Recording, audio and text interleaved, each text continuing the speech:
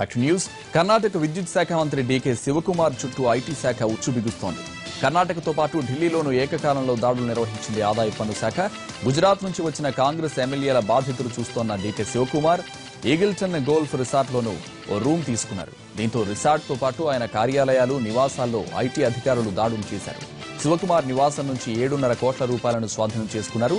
Resort నుంచి శివకుమార్ను ఆయన ఇంటికి తీసుకెళ్లి అక్కడ విచారణ జరుపుతున్నారు.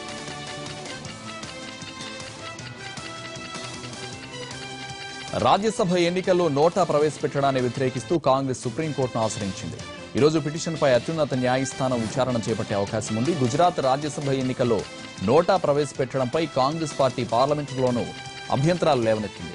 రాజ్యసభ ఎన్నికల్లో నోటా ఆప్షన్ ప్రవేశపెట్టడం ఇదే తొలిసారి. ఈ నెల 8న గుజరాత్లో 3 రాజ్యసభ స్థానాలకు జరిగే ఎన్నికల్లో ఎమ్మెల్యేలు ఈ సదుపాయాన్ని వినియోగించుకోనున్నారు. అయితే నోటా ఆప్షన్ను ఎన్నికల కమిషన్ నోటిఫై చేయడంతో కాంగ్రెస్ తీవ్ర అభ్యంతరాలు వ్యక్తం చేస్తోంది.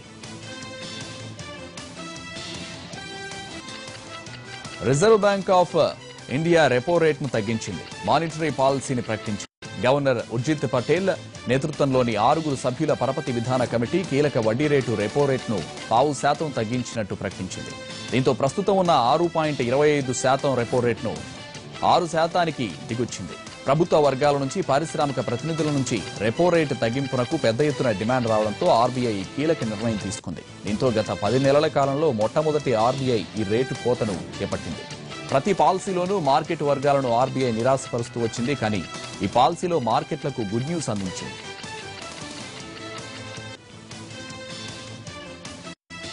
వరదలో చిక్కుకున్న ఓ వ్యక్తిని ప్రాణాలకు తెగించి కాపాడిన ఘటన ఛత్తీస్గఢ్లోని బలరాంపూర్లో జరిగింది. భారీ వర్షాలకు అక్కడి కన్హర్ నది పొంగి పొర్లుతోంది. అయితే ఆ నది వరదల్లో ఓ వ్యక్తిని చిక్కుకున్నాడు. దీంతో అక్కడి స్థానికులు, పోలీసులు కలిసి మానవహారంలా ఏర్పడి నదిలో చిక్కుకున్న వ్యక్తిని ఎంతో సాహసంతో కాపాడారు.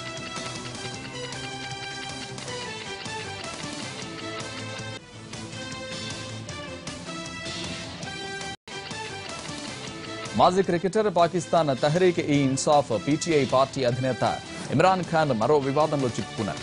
ఆయన పార్టీలోని మహిళా నేతలను లైంగికంగా వేధిస్తున్నారని ఆరోపించారు పార్లమెంట్ సభ్యురాలు అయేషా గులాలై. దక్షిణ వజీరిస్తాన్ నుంచి పాకిస్తాన్ నేషనల్ అసెంబ్లీకి ప్రాతినిధ్యం వహిస్తున్న అయేషా, ఇమ్రాన్ పార్టీ పీటీఐలో మహిళలకు రక్షణ లేదన్నారు. తనతో పాటు ఇతర నేతలకు ఇమ్రాన్ అశ్లీల మెసేజ్లు పంపుతున్నారని ఎన్నికల కమిషన్కు ఫిర్యాదు చేశారామె. తనకు ఆత్మాభిమానమే ముఖ్యమని, ఈ విషయంలో రాజీ పడలేనంటూ పార్టీకి రాజీనామా చేశారు. మరోవైపు మాజీ ప్రధాని నవాజ్ షరీఫ్ను ప్రశంసించారు అయేషా. మహిళలకు ఆయన ఎంతో గౌరవం ఇస్తారంటూ పొగడ్తలు కురిపించారు. అయితే తాను నవాజ్ షరీఫ్కు చెందిన పీఎంఎల్ఎన్లో చేరడం లేదని చెప్పారు. మరోవైపు అయేషా తీరును తెహ్రీక్ ఈ ఇన్సాఫ్ ఖండించింది. డబ్బు కోసం ఆమె నవాజ్ షరీఫ్ పార్టీకి అమ్ముడుపోయిందని ఆరోపించింది.